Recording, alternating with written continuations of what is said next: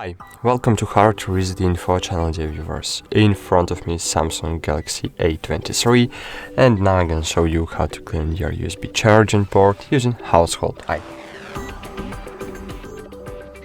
Firstly, remember the one rule. Never use metal objects to clean the connector so as not to damage USB charging port and the charging mechanism itself. I suggest to use an old toothbrush, which you no longer use. So firstly, take the cover off if you have and take the brush in your hand. Then insert one part of the brush into the connector and just pry the dirt out. That's it. Thanks for watching. Like this video, subscribe to our channel, and bye. See you.